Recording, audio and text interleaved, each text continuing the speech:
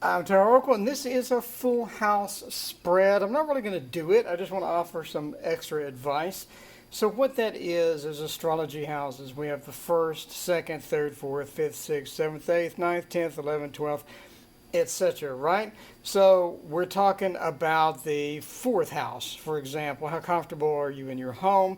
What type of thing? And so you would read this card. Maybe there's some balance issues, or you feel balanced at home, or you feel like there's some balance at home with justice, etc. So this is traditionally what's known as the full house spread. If you don't know about astrology houses, link in the description for my video explaining them in easy terms where you can memorize them and get them quickly. So obviously you're going to do a full house spread. First house, you're going to read this card. Second house, you're going to read this card. But what my suggestion is to go beyond this into the astrology of the actual cards themselves. So let's zoom in and take a quick look at what that would be like. Now, in order to do this, you need to know the astrological associations that are within tarot cards. And many ways to do this. You can get a deck which will have the astrology on it. For example, here we have Venus in Scorpio. So we have Venus in Scorpio, and that is, of course, the Thoth deck. There are other decks you can get. I mean, there are dozens of these. For example, the Tarot of Dreams. For example, the Tarot of Dreams will have the astrology association on the card. I know that there's, again, dozens and dozens of decks that have this. So you can either get one of these or get your own where it has the astrology associations, or you can get a really old deck that you're not really using a lot anymore and just maybe just sort of jot down the astrology on it or memorize it, either way. Memorizing is quite a bit of work, so just giving you sort of a shortcut on how to do this. So the basic idea here is that we want to go beyond the simple reading of first house. So the first house is the house of self. It's how you view yourself. It's how you feel that you're presenting yourself to the world, etc. And within the first house, the Emperor sitting here is going to sort of point to maybe a bit of, maybe a bit of power, or you feel that you should be in a position of power, or you feel most comfortable, you feel yourself when you're in a position of power. So when you're maybe a subordinate, not really so much. So maybe you could lean towards entrepreneurial activities to where you're in charge and things like this. So your basic tarot reading in the first house. But as we know, we have a heavy Aries influence here as well. So now we're thinking the self. What about the self in Aries? Could this mean that not only do you feel most comfortable, or you feel yourself within maybe a realm of authority or things like that, but also Aries, you feel that you need to take charge. You feel like you need to be in charge and be sort of leading the way. Even if other people are involved, you need to be leading the way. So obviously that's kind of redundant a bit with this particular card. But if we have another card, let's say that we pulled one, and now, we still have Aries, but whatever. Now we have Mars. So Mars, sort of that connection with getting things done, or maybe a bit of a conflict.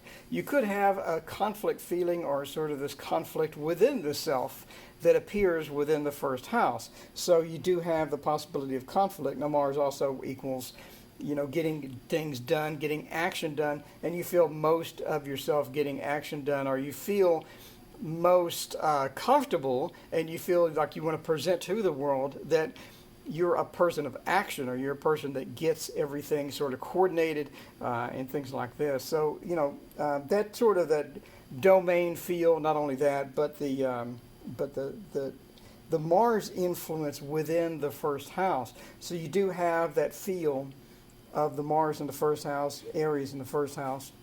Sort of use that to your advantage. So now we go to money, right, and worry. So now we have worry. But not only worry, but we can look at the astrological associations here of Mercury within Taurus.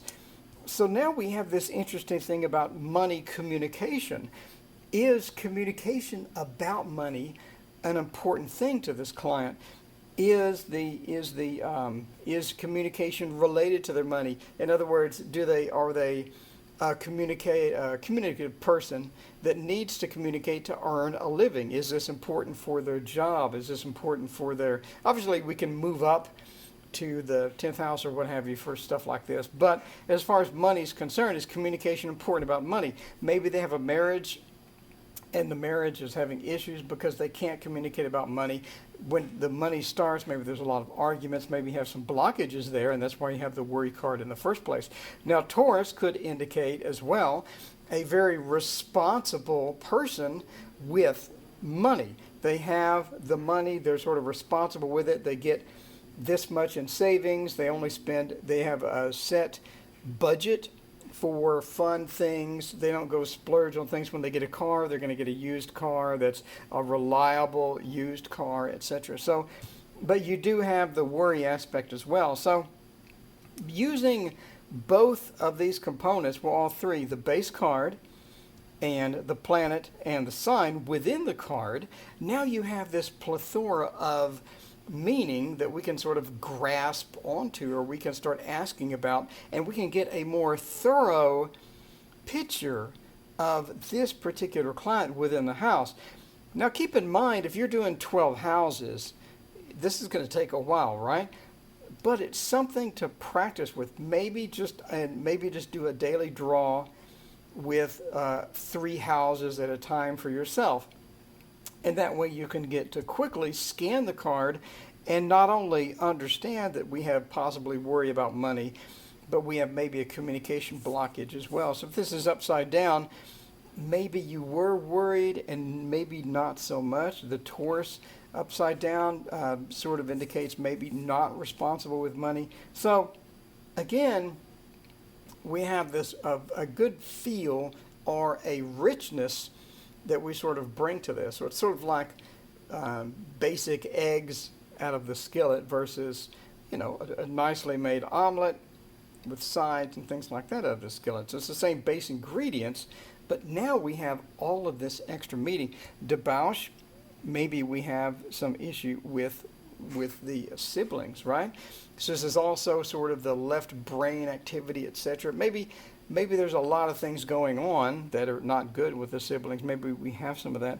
Maybe we have, sort of this disconnected feeling with the siblings, but we do have that love and that connection with them, but we just have the emotional problems and maybe an emotional disconnect with the siblings that's causing a lot of grief and things like this. So again, sort of get a deck that has some tarot associations on it or some astrology associations on it, and then combine that with a full house reading. So you saw an example of a full house reading at the start.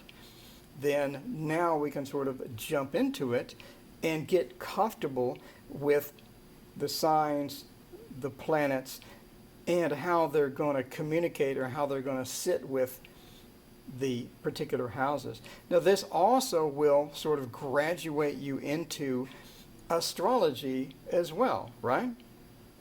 Clearly you won't come out of this as a master astrologer by any stretch of the imagination, but it's one of those things where now you're sort of warming up to what happens when a planet is in the 3rd house. What happens if a particular sign is associated with the 2nd house? How does that affect the money and the possessions? How does that sort of wrap that up? Same thing, 1st house, 3rd house, etc.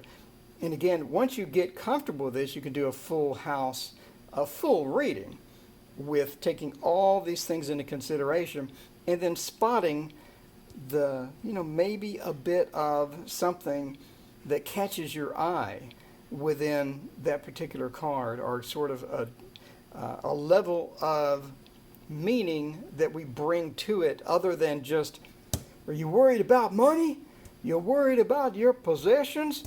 You have some problems with your sibling. So, some level of depth that we bring into that. Anyway, this falls sort of under tarot and astrology, but I wanted to introduce this concept.